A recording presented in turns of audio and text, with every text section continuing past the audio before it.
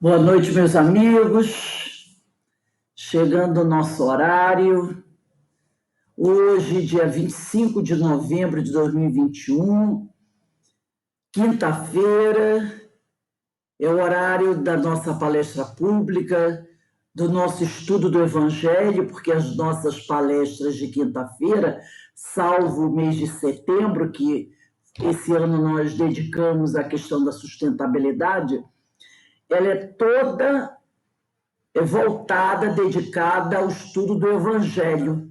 E hoje nós vamos ter a última palestra referente ao último item do Evangelho, do capítulo 14 do Evangelho segundo o Espiritismo, né? E no mês de dezembro nós vamos falar muito de Jesus, vamos falar de temas riquíssimos. Eu vou até passar alguns temas para vocês do mês de dezembro, das reuniões de quinta-feira. Dia 2 de dezembro, próxima quinta, o nosso tema vai ser: Vai Francisco, restaura a minha casa, que como vês ameaça a ruína. Quem vai fazer é a nossa irmã Lourdes Dias. No dia 9, o tema será Ante o Cristo Libertador, com nosso irmão Antônio Mário. No dia 16, o tema será Assim Falou Jesus. O palestrante será o nosso irmão Luiz Fernando Moreira. No dia 23, o tema será Meditando o Natal, com nosso irmão Vandir Silva. E no dia 30, o tema será Evangelho e Alegria, com Evaldo Raia. Então, os temas são belíssimos. Realmente, dezembro, quinta-feira, teremos temas maravilhosos para nós refletirmos. Assim também como em dezembro, nós teremos no dia 7, Luz da Caridade, com a Maria Martorelli. Depois, dia 14, sou eu que farei a palestra. O tema é Francisco de Assis e o Mestre Jesus. Dia 21, o tema será Reconciliação e o Mestre Jesus. E no dia 28, As Gerações Futuras, com nosso irmão Paulo Brandão. Então, mês de dezembro promete temas muito bons e vamos falar bastante de Jesus. Então, meus amigos, está na hora de iniciarmos a nossa reunião e eu vou só pedir a vocês um minutinho, por favor. Abre essa gavetinha aí e pega o meu livrinho ali pequenininho que eu esqueci, ele estava ali. É o livrinho do preparo, né? Nós vamos fazer o preparo agora para a nossa reunião, que o nosso palestrante já se encontra na casa. E o tema de hoje do nosso preparo é desse livrinho aqui, Atenção, Psicografia de Francisco Cândido Xavier pelo Espírito de Emmanuel. E o capítulo 5 tem por título Notas de Bem Viver. Então vamos ver o que Emmanuel nos traz. Por maiores sejam os obstáculos, procura doar o melhor de ti na execução das tarefas que te cabem. Se erraste, recomeça. Se caíres, pensa em tua condição de criatura humana, reajusta as próprias emoções e reergue-te para caminhar adiante. Desânimo, em muitos casos, é ausência de aceitação do que ainda somos, ante a pressa de ser o que os outros, pelo esforço próprio nas estradas do tempo, já conseguem ser. Coragem é a força que nasce da nossa própria disposição de aprender e de servir. Não te ausentes dos próprios encargos. Dever cumprido é passaporte ao direito que anseias usufruir. Não acredites em felicidade do campo íntimo sem o teu próprio trabalho para construí-la. Toda realização nobre se levanta na base da perseverança no bem. Lembra-te de que, falando ou silenciando, sempre é possível fazer algum bem. Grande entendimento demonstra a criatura que vive a própria vida do melhor modo que se lhe faça possível, concedendo aos outros o dom de viverem a vida que lhes é própria, como melhor lhes pareça.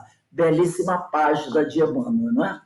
Então, nesse momento, vamos elevar o nosso pensamento ao alto, agradecer a Jesus, agradecer a Deus e aos amigos espirituais que nos permitiram estar aqui para mais uma noite de estudo do Evangelho.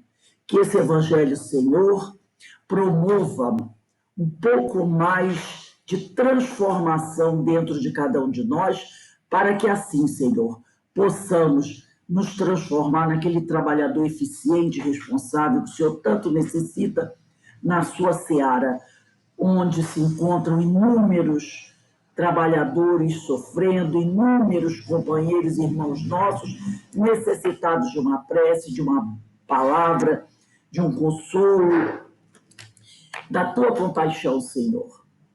E que o Senhor possa derramar sobre cada um de nós as suas bênçãos, para que assim possamos ficar mais fortes e seguirmos a nossa caminhada, buscando a nossa melhora, buscando essa felicidade tão almejada.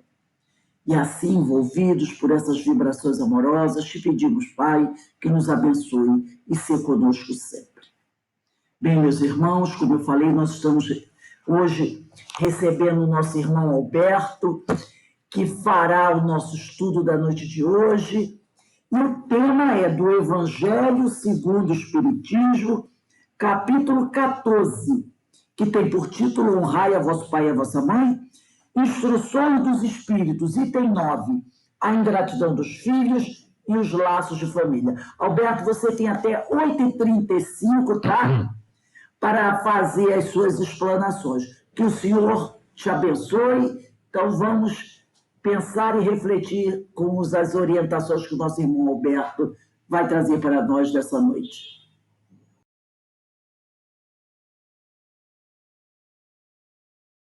Alberto, liga o microfone. Liga teu microfone. Agradeço o convite, né? É sempre uma oportunidade de estudarmos, de nos aprofundarmos sobre diferentes temas. O som tá bom? Tá, porque eu tirei o fone de ouvido, porque pode ser que tenham amigos aqui querendo participar da conversa, então a gente amplia, né?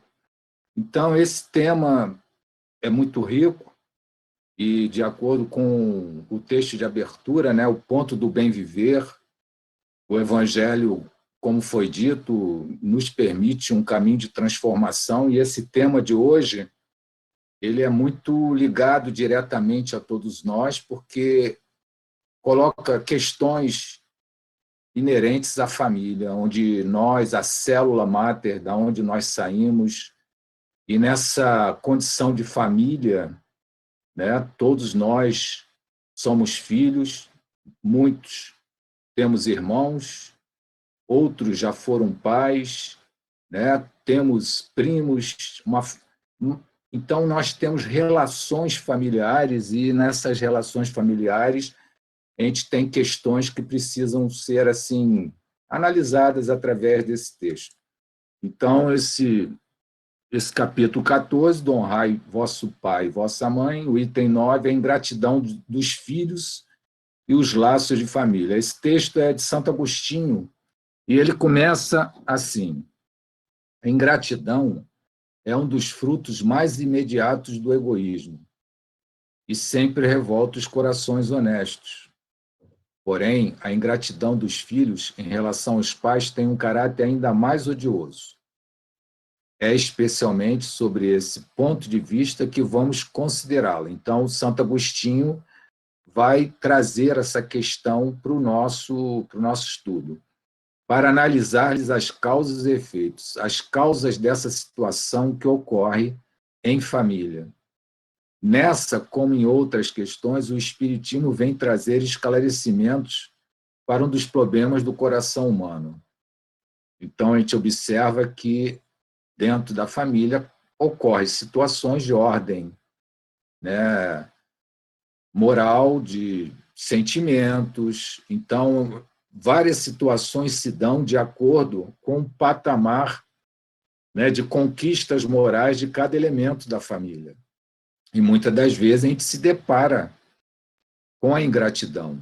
E no livro SOS Família, capítulo 25, Joana de Anjos nos diz: a ingratidão é uma chaga que um dia há de desaparecer da terra. Tem suas nascentes no egoísmo, que é o remanescente mais vil da natureza animal, lamentavelmente persistindo na humanidade. A ingratidão expressa o primarismo espiritual de quem a carrega, produzindo incoercível mal-estar onde se apresenta. Então, essa condição do ato de ser ingrato está muito ligado ao nível moral do espírito. E a gente, quando está em família, a gente sabe que se relaciona com diferentes tipos de irmãos, de parentes, com níveis diferentes de conquistas morais. Então, a gente, muitas das vezes, pode se deparar com o integrante da nossa família que nos cria uma ingratidão. E no segundo Joana de Anjos, o ingrato é aquele que retribui o bem pelo mal, a generosidade pela avareza, a simpatia pela aversão, o acolhimento pela repulsa, a bondade pela soberba. É sempre um atormentado que espalha insatisfação, martirizando quantos o acolhem e socorrem.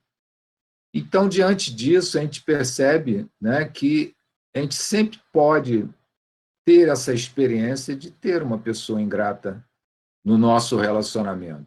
Pode ser um amigo, mesmo fora da família, pode ser um chefe de uma repartição da onde você trabalha, pode ser em qualquer lugar que você esteja, pode lidar com essa questão da ingratidão. E quando é dentro da família, em que os laços são maiores, essa questão fica mais assim enfatizada, né? A gente afeta mais a todos nós. Então, se diante dos pais irresponsáveis a ingratidão dos filhos jamais se justifica ou procede, se diante de um pai irresponsável um filho ingrato não se justifica, né? Não é procedente um filho proceder a mesmo com um pai irresponsável ser ingrato, a proporcionada por aquele que tudo recebe, então aquele filho que teve pais amorosos, pais que foram afetuosos, cuidadosos na educação, somente encontra explicação na reminiscência dos desajustes pretéritos do espírito. Então, quando o espírito, às vezes, mesmo com um pai zeloso, com um pai cuidadoso, com um pai amoroso, os pais sempre dando um bom princípio para o filho, mas quando se apresenta esse tipo de situação, da ingratidão de um filho com o pai, é a situação do espírito. O espírito ainda tem imperfeições que acabam mostrando dessa maneira, no relacionamento com os pais, essa situação de ingratidão, que não impede que, reunidos outra vez para recuperar-se, avivam-se a animosidade, que flui do inconsciente e se corporifica em forma de antipatia e aversão. Então, muitas das vezes, filhos, pais, irmãos se encontram novamente e como existe no inconsciente essa situação de relacionamentos conflitosos com ingratidões, isso flui do inconsciente para o momento presente e se corporifica em forma de antipatia e aversão, impedindo a ingratidão impelindo-os à ingratidão que os atira às rampas inditosas do ódio dissolvente. Então, a ingratidão é fruto de situações do passado, muitas das vezes, que não foram resolvidas, e quando há um encontro dos espíritos para o reajuste, dependendo do nível em que esse irmão se encontra, ele ainda não está em condições de superar aquela animosidade. E aí surge a ingratidão. de um filho com o pai, ou até mesmo de pai com filho, ou de irmãos. Isso é uma situação muito presente nas famílias, né? Santo Agostinho, então, continua. Quando o espírito deixa a terra, leva consigo as paixões e as virtudes inerentes à sua natureza e vai aperfeiçoando no espaço, ou permanece estacionário. Então, esse espírito leva as suas conquistas, leva as paixões ou leva as virtudes.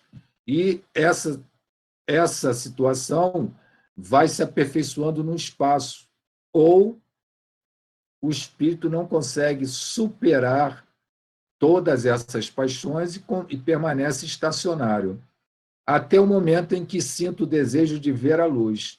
Chega um momento que esse espírito, sobrecarregado com seus desgastes, né, mentais, fruto dos seus desajustes provocados pelas paixões, ele se cansa e deseja um novo caminho, deseja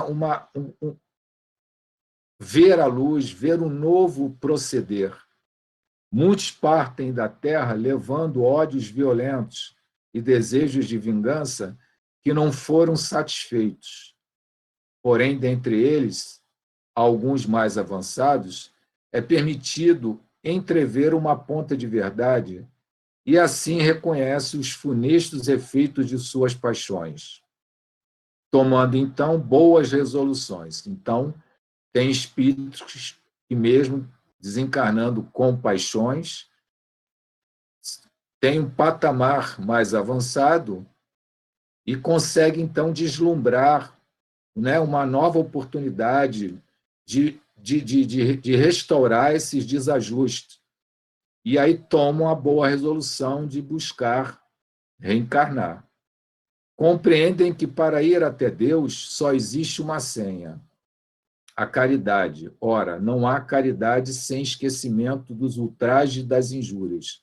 Não há caridade com ódio no coração e sem perdão. Então, esses irmãos que foram para a pátria, retornaram à pátria espiritual com ódios violentos, desejos de vingança, chega um momento que eles percebem de que isso não é o caminho, se cansam desta situação, e aí aos mais avançados que estão já em condições de se arrepender daquela condição, buscam então um caminho novo, um caminho que é justamente de renovação dos seus atos, de buscar um caminho baseado na caridade.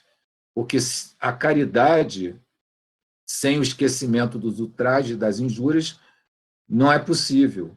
Então, ele percebe que ele precisa perdoar, que ele precisa buscar um caminho, né, de perdão. Então, no nosso livro Evangelho segundo o Espiritismo, no capítulo 10, item 4, o capítulo Bem-aventurados os misericordiosos, no item 4 é dito: a misericórdia consiste no esquecimento e no perdão das ofensas. O ódio e o rancor demonstram uma alma sem elevação e sem grandeza. O esquecimento das ofensas é próprio das almas elevadas, que estão acima dos males que lhe possam fazer. Uma é sempre ansiosa, de uma sensibilidade sombria e cheia de amargura, e outra calma, plena de mansidão e caridade. Então, a gente percebe que o ódio e o rancor demonstram uma alma sem elevação e sem grandeza. Já o esquecimento das ofensas é próprio das almas elevadas. Mas essa condição de perdão depende muito da vivência, do amadurecimento do espírito.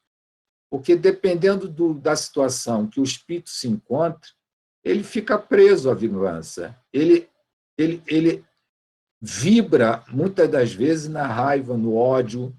Então, é óbvio que essa situação de ódio, de vingança, vai afastá-lo das leis de Deus e vai gerar consequência, causa e efeito. Esse espírito vai sofrer.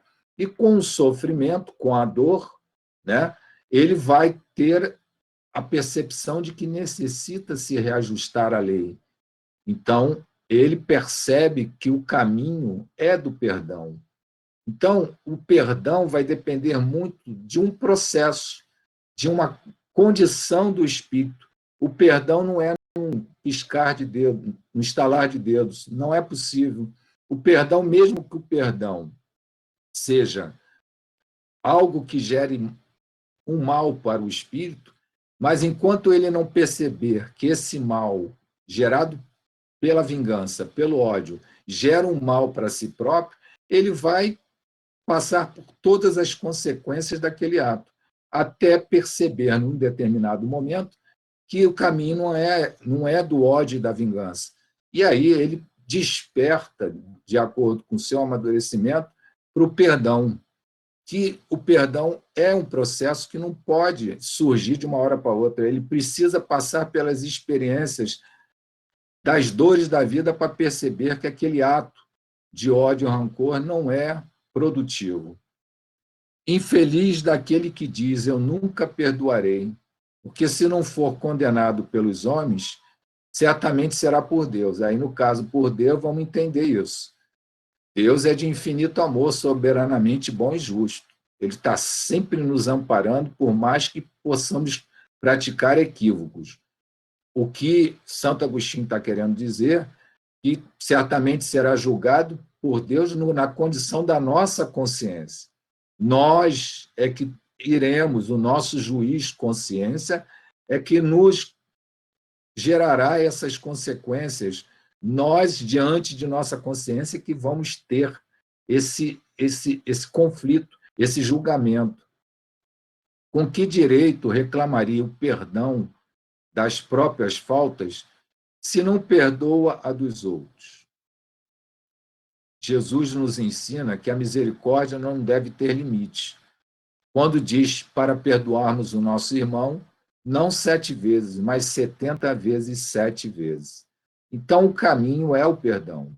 Com todos os conflitos que surgem em família, que todos nós temos as nossas famílias, a gente sabe que em determinados momentos, em determinadas fases, a gente pode ser até que devolva, ou já devolvemos com a mesma moeda a ingratidão, a ofensa, mas depois a gente vê que aquilo não leva a nada, que o único caminho é o perdão, porque a gente já atingiu um patamar de entendimento e a gente percebe que o amor é o grande instrumento, é o grande caminho para podermos crescermos espiritualmente, para crescermos na harmonia com o universo, com as leis de Deus. Então, o único caminho é o perdão. É o mais inteligente, mas a gente precisa vivenciar situações das mais diferentes para a gente despertar para esse perdão. Porque muitas das vezes as pessoas levam mágoas durante muitos anos até ela perceber que aquela mágoa, aquele rancor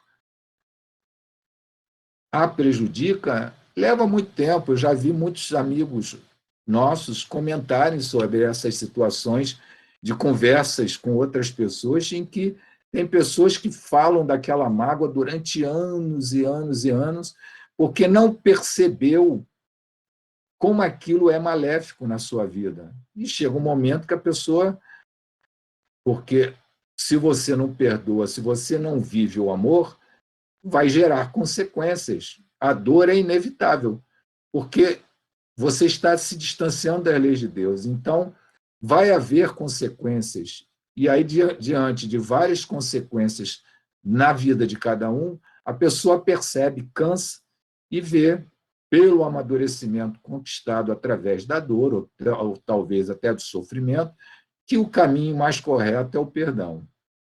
Então, mediante um imenso esforço, tais espíritos, né? Então, esses espíritos que lá na espiritualidade perceberam os seus equívocos, que vêm buscando um caminho de renovação, um caminho de busca da caridade, do perdão, esses, mediante um imenso esforço, tais espíritos conseguem observar aqueles a quem odiaram na Terra. Mas, diante desta visão, a sua animosidade desperta.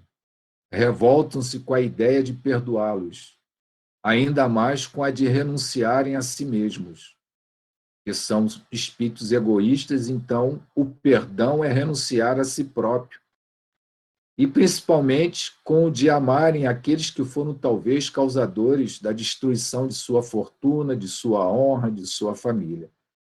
Entretanto, o coração desses infortunados fica abalado. Esses irmãos que vibram, né, nessa condição, chega um momento em que seus corações ficam abalados. Eles hesitam, vacilam, agitados por sentimentos contrários. Se a boa resolução predomina dentro deles, oram a Jesus e imploram aos bons espíritos que lhes dê força no momento mais decisivo da prova. Então, você imagina um irmão nessa condição que vem como um filho nosso, vem como um irmão nosso, ou foi até mesmo um pai, é um pai nosso, mãe nossa, que veio. O espírito tem esse conflito, na espiritualidade percebe essa situação, vê que precisa se renovar e pede aos bons espíritos que os auxiliem nessa prova que ele vai ter que realizar encarnado. E aí, tudo vai depender da sua condição de persistência no caminho do bem, né? Então, no Consolador, questão 173, é perguntado a Emmanuel: como devemos entender a simpatia e a antipatia?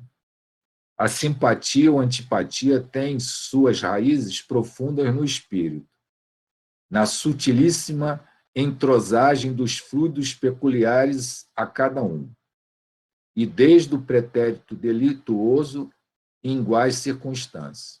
Devemos, porém, considerar que toda antipatia, aparentemente a mais justa, deve morrer para dar lugar à simpatia que edifica o coração para o trabalho construtivo e legítimo da fraternidade. Então, Emmanuel diz que deveremos considerar toda antipatia, por mais justa que seja, a gente precisa edificar a simpatia, edificar o coração para o trabalho construtivo e legítimo da fraternidade. Mas se no inconsciente desse espírito ele vem com essa bagagem, para ele dar um novo rumo vai depender muito do esforço desse espírito, porque ele pode manter-se na mesma atitude, na mesma situação de existências anteriores. Então, e pode ser que, diante desse condicionamento que ele tem, dessa realidade interior que ele tem,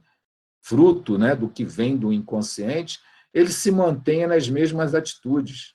Então, isso tudo vai depender do esforço de cada um. Por isso que a gente tem sempre que buscar superar esses conflitos e sempre vibrar. O caminho é sempre o do amor. Nem sempre a simpatia ou antipatia que um espírito nutre um pelo outro tem por princípio um conhecimento anterior entre eles. Então, às vezes, a simpatia que eu tenho por uma pessoa ou a antipatia não é vivências de outras vidas. Então, aí, no Livro dos Espíritos, questões 388, Kardec pergunta aos espíritos: os encontros de certas pessoas, que algumas vezes ocorrem e se atribuem ao acaso, não existe o acaso, né? Não seriam efeito de uma espécie de relações simpáticas? Então, as pessoas que às vezes se encontram e são pessoas simpáticas umas à outra, não é feito de uma espécie de relação simpática? E os espíritos respondem: há entre os seres pensantes há ligações que ainda não conheceis. O magnetismo é o piloto desta ciência que mais tarde compreendereis melhor. E no livro No Invisível, capítulo 8, Leon Denis nos diz: a lei das atrações e correspondência rege todas as coisas. Então, pessoas simpáticas e antipáticas, pode ser que em outras vidas nem tivemos contato, mas o magnetismo, as situações de atração e repulsão, que é uma lei da natureza, é que determina essa simpatia ou antipatia. né? Porque às vezes a gente diz assim, nossa, eu não conhecia essa pessoa, a primeira vez que eu conheço, eu não consegui, não houve empatia, não houve entrosamento. Já tem outras que você vê à primeira vista, você se sintoniza logo, você cria um vínculo rápido. Então, isso tudo vai depender muito de fatores, como diz no Livro dos Espíritos e Leon Denis, de um puro magnetismo, de situações das leis de atração que está em toda a natureza.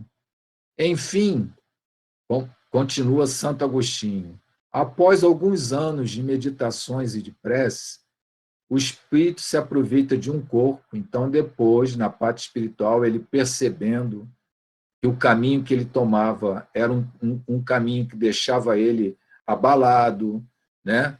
Então ele vê que depois de um período de reflexão, ele percebe que a nova oportunidade reencarnatória é para haver uma renovação de tudo isso que ele vivencia.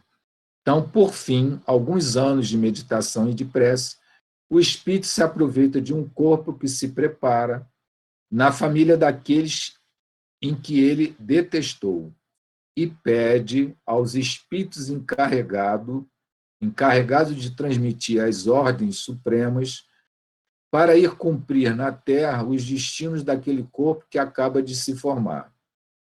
Qual será, então, sua conduta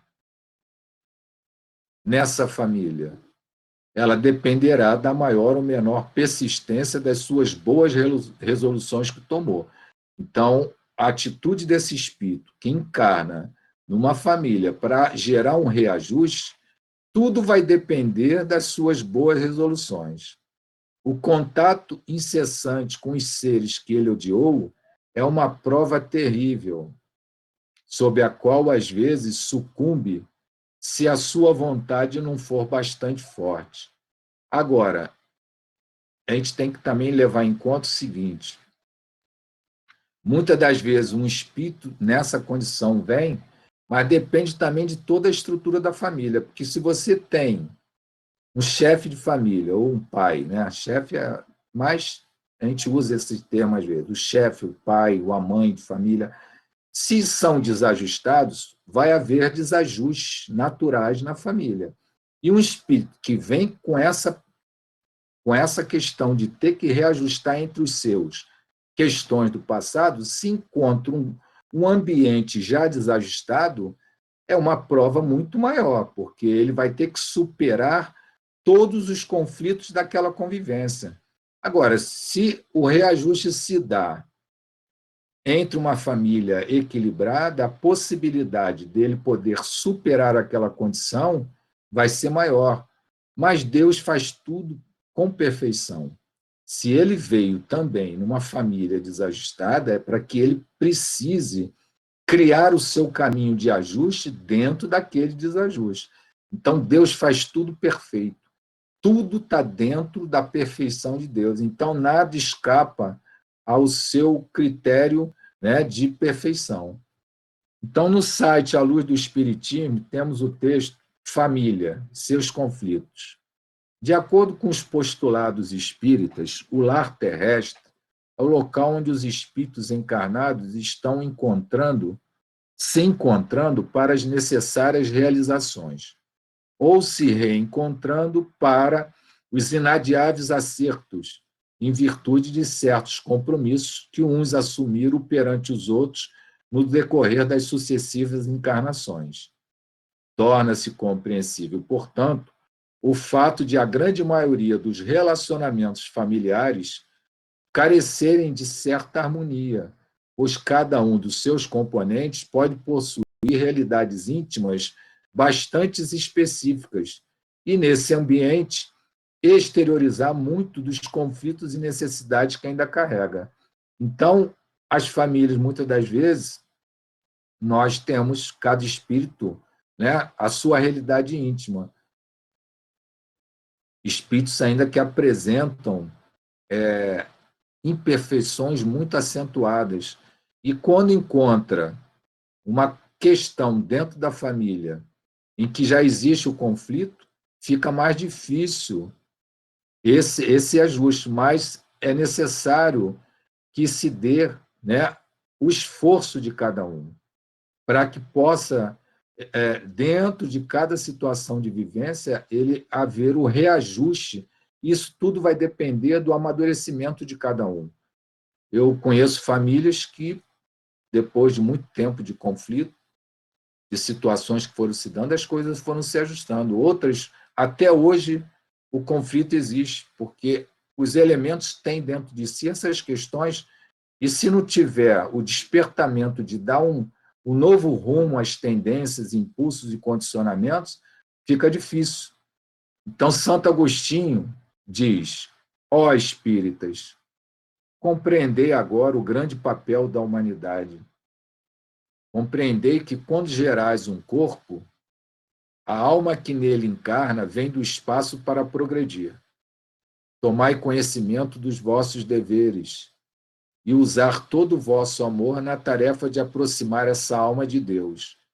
Então, o papel dos pais, né, é dar a educação moral para poder aproximar esta alma que veio ao mundo, né, aproximar essa alma de Deus. Essa é a missão que vos é confiada e pela qual recebereis a recompensa se ela for cumprida fielmente. Vossos cuidados e a educação que lhes derdes a ajudarão a aperfeiçoar-se e a construir o seu bem-estar futuro.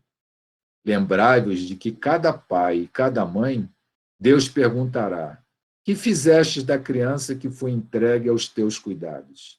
Se permaneceu atrasada por vossa culpa, tereis como castigo vê-la entre os espíritos sofredores, quando dependia de vós que ela fosse feliz.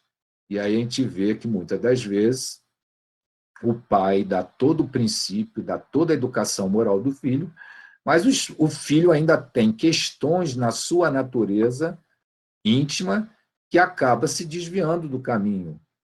Mas o pai que tem a sua consciência tranquila sabe que ele não criou o filho para si, criou para o mundo. E se o mundo vai ensinar o filho de forma rude, aí é um livre-arbítrio do filho. Agora, se o pai não deu os princípios necessários para o filho e o filho se perde no mundo, no caso, o pai vai perceber o seu equívoco e o juiz da sua consciência irá cobrar esse deslize na educação do filho. No Livro dos Espíritos, questão 208, é perguntado aos espíritos: nenhuma influência exerce o espírito dos pais sobre o seu filho após seu nascimento? Ao contrário, bem grande influência exerce, conforme já dissemos. Os espíritos devem colaborar para o progresso um dos outros. Pois bem, o espírito dos pais tem por missão desenvolver o dos seus filhos pela educação.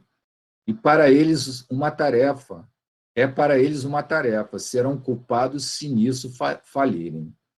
E no Consolador, na questão número 366 de 2014, no artigo A Influência dos Pais sobre os Filhos, está escrito o seguinte: é indispensável compreender que a paternidade é, sem dúvida, uma das maiores missões que alguém possa receber sobre a face da Terra. Tarefa de extrema e capital importância, pois que, dependendo da responsabilidade e dedicação como executada, contribuiremos para a formação de uma sociedade mais justa, fraterna e humana, ou criaremos núcleos de indivíduos desajustados, inconsequentes e imaturos, que prometerão a estabilidade do organismo social. Então, dependendo do nível de educação que você der, como você conduzir esta alma para o caminho das leis de Deus, você vai ter um indivíduo, né, que irá ser um elemento na sociedade que gerar ajuste, será um ajustado na sociedade, ou será um elemento imaturo e gerando inconsequências de desajuste na sociedade. Então, tudo vai depender da educação. Não repudieis, portanto, Santo Agostinho continua, não repudieis, portanto, o filho que no berço repele sua mãe. nem aquele que vos paga com a ingratidão. Não foi o acaso que o fez assim, e que o enviou para vós. Uma imperfeita intuição do passado se revela e dela pode imaginar que um ou outro já odiou muito ou foi ofendido, que um ou outro veio para perdoar ou para expiar. Mães, abraçai o filho que vos causa desgosto, e dizei a vós mesmas: um de nós foi o culpado. Comportai-vos de forma a merecer as divinas alegrias que Deus concedeu à maternidade, ensinando a esse filho que ele está sobre a terra para se aperfeiçoar, amar e bendizer. No entanto, muitos dentre vós, em vez de anular, por meio da educação, os maus princípios inatos de existências anteriores, mantêm e desenvolvem esses mesmos princípios por fraqueza culposa ou desinteresse. E mais tarde, vosso coração, magoado pela ingratidão dos vossos filhos, será para vós, desde esta vida, o começo da vossa expiação. Então, todo aquele pai, mãe que encontra um filho ingrato, um filho desajustado, o caminho é acolher esse filho, é amparar esse filho, por mais que esse relacionamento seja difícil. E aquele pai e mãe que são ineficientes nesse processo de educação vai ter consequências. E essas consequências da mágoa pela ingratidão dos filhos será a própria expiação que a pessoa vai passar por não ter tido a atitude correta na educação. Agora, eu percebo também, né, que muitas das vezes o pai ou a mãe não sabe dar a educação correta por imaturidade, por falta de vivência, por falta de nível moral e também porque também não teve nas bases, né, os seus pais não passaram um princípio adequado para eles, quando se tornarem pais, poderem também ser bons pais. Então, é um círculo vicioso que vai se dando, né? A tarefa não é tão difícil quanto podemos pensar. Ela não exige o saber do mundo. Tanto o ignorante quanto o sábio podem desempenhá-la, e o Espiritismo veio facilitar esse desempenho, fazendo com que se conhecesse as causas das imperfeições do ser humano.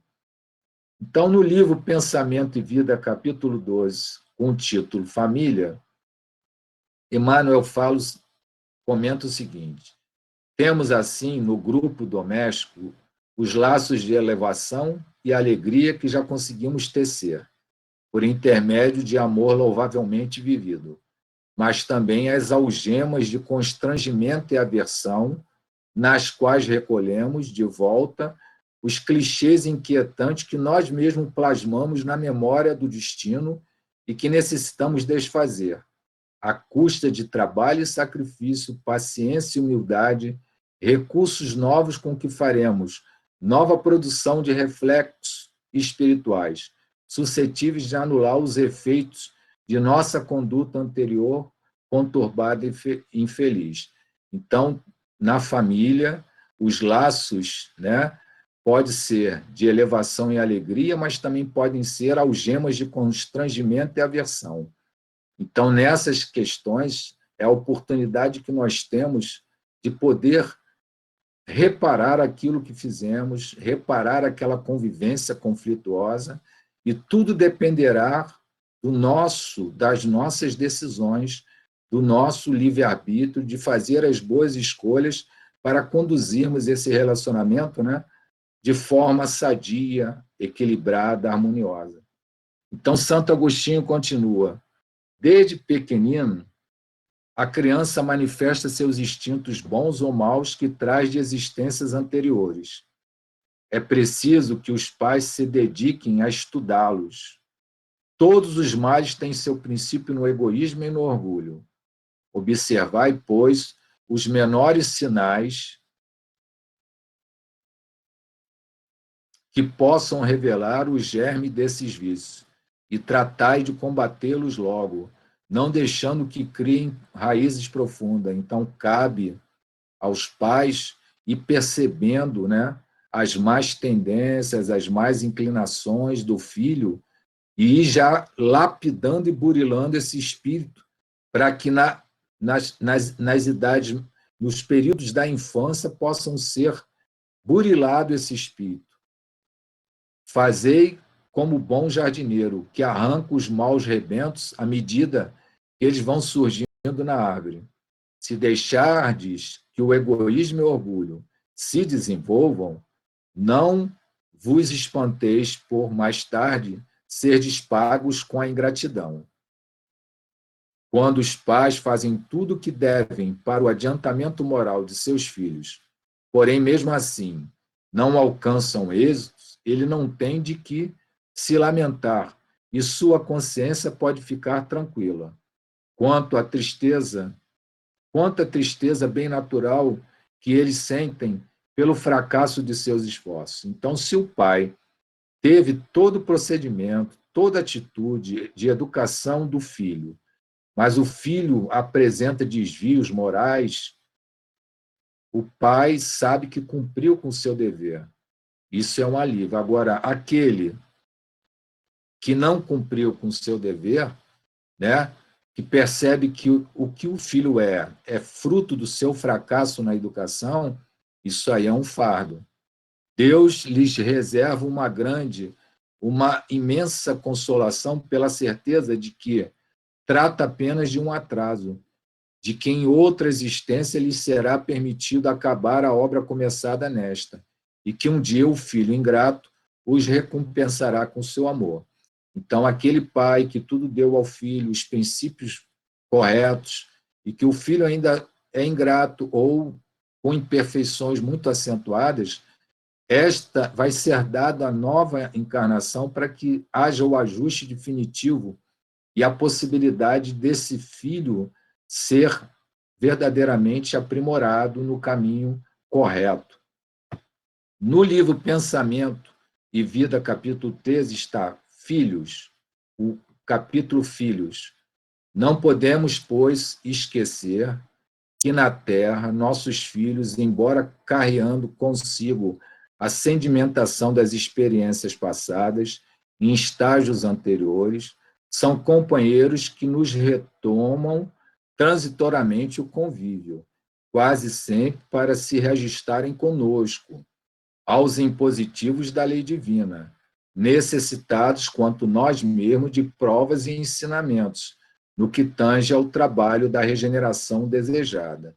Então, tanto o filho quanto os pais têm esse papel da regeneração. Então, é a busca de todos no caminho comum do ajuste. É assim que toda criança entregue à nossa guarda é um vaso vivo e arrecadar-nos as imagens da experiência diária, os exemplos, competindo-nos, pois, o dever de traçar-lhe noções de justiça e trabalho, fraternidade e ordem, habituando-a desde cedo à disciplina e ao exercício do bem, com a força dos nossos exemplos. Acolhendo-a com amor, cabe-nos recordar que o coração da infância é uma preciosidade e herdeiros das nossas próprias obras. Então, o filho vai ser herdeiro das nossas obras. Como vamos burilar e lapidar e educar esse espírito, nós vamos ser os beneficiados dessa obra ou aqueles que sofrerão os efeitos dessa obra que não foi bem construída. Deus não dá uma prova acima das forças daquele que a pede. Só permite as que podem ser cumpridas. Isso, no caso aqui, é Santo Agostinho continuando, né? Se não se consegue triunfar, não é por falta de possibilidade, mas de vontade. Quantos existe que, em vez de resistir aos maus procedimentos, neles se satisfazem? É a esses que estão reservados os choros e as lamentações em suas vidas futuras. Admirai, porém, a bondade de Deus, que nunca fecha a porta a quem está arrependido. E chega o dia em que o culpado está cansado de sofrer, que em seu orgulho, enfim, foi dominado. E é então que Deus abre os seus braços paternais ao filho pródigo, que se lança aos seus pés. As grandes provas, entendei bem o que digo, são quase sempre o início de um fim de sofrimento e de um aperfeiçoamento do espírito, quando são aceitas por amor a Deus. É um momento supremo para o espírito no qual é preciso, principalmente, não falhar com lamentações, se não quiser perder o fruto da prova e ter que recomeçar. Em vez de vos lamentardes, agradecei a Deus, que vos oferece a oportunidade de vencer, para vos dar o prêmio da vitória. Então, quando sairdes do turbilhão do mundo terrestre, entrareis no mundo dos espíritos e serei aclamados como soldado que saiu vitorioso do meio da batalha. E aqui, nós já estamos no final da nossa apresentação. Nós temos aqui no livro Alma e Vida, pelo Espírito Maria Dolores, psicografia de Francisco Cândido Xavier, uma poesia chamada Família e Vida. Família é o ponto de encontro que a vida em si nos oferta, para a conta viva e certa do que se tem a fazer. Às vezes indica empresas de amor, renúncia e talento. De outras é o pagamento de débitos a vencer. No lar ressurge afetos, dedicações incontidas, riquezas em luz de outras vidas, no tempo a se recompor. Mas também dentro de casa é que o ódio de outras eras abre feridas austeras, reconduzindo ao amor. Vemos pais largando os filhos com desprezo e indiferença, e os filhos em turba imensa, combatendo os próprios pais. Parentes contra parentes, lembrando aversões em brasa, unidos na mesma casa, sol sob direitos iguais. Se sofrimento em família é o quadro em que te renovas, tolera farpas e provas, aceitando tais quais são, não fujas, suporta e avança. Seja a tolerância aonde vais. Segurança pede paz, e a paz a luz do perdão. Então, meus irmãos, meus amigos, é esta contribuição que eu tinha a trazer para vocês.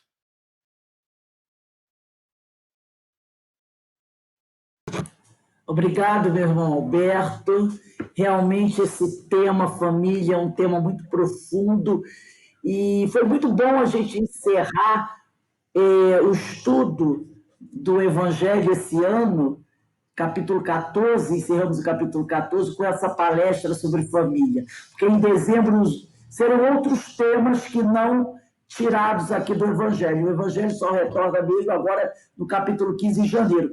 Então foi muito bom a gente falar sobre família, sobre educação, sobre a relação pais e filhos, nessa nossa última reunião do ano de 2021, do Evangelho segundo o Espiritismo, né, que encerramos hoje o capítulo 14. Então, eu agradeço muito. E, com certeza, esse tema vai ficar refletido na nossa cabeça, porque família é realmente a coisa mais importante que existe na questão dos relacionamentos entre as pessoas. Como é importante uma família bem estruturada para aqueles que estão chegando à Terra, né, recebendo um pai, uma mãe que vai lhes ajudar. E a família é tudo de bom. Então, eu agradeço muito ao companheiro por nos trazer essa linda palestra e as suas reflexões. Um beijo no seu coração, meu amigo. E para nós encerrarmos a nossa reunião de hoje, porque daqui a pouco nós temos a nossa radiação para os nossos irmãos encarnados, e se alguém quiser participar da reunião para a radiação dos encarnados, é só falar comigo que eu mando o link, tá? A nossa reunião começa às 10 para as 9, vai até 9h10, 9h15, ela encerra. Eu vou pedir para a nossa irmã Vera Eckert fazer a nossa prece de agradecimento.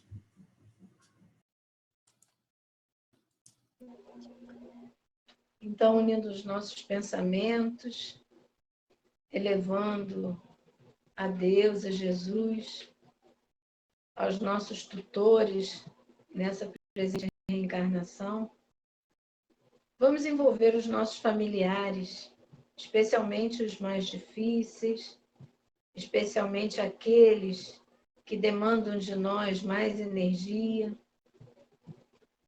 pedindo a Deus, Senhor, que possamos nos reconciliar com todos, enquanto aqui estamos a caminho, conforme tua orientação. E agradecendo também a nossa parentela espiritual, que se faz presente nos nossos grupos de estudo, nas nossas casas espíritas, nos nossos trabalhos, na nossa relação diária. Fica conosco, Senhor. Abençoa-nos e nos fortalece. E nos mantém unidos em teu nome, hoje, agora e sempre, graças a Deus.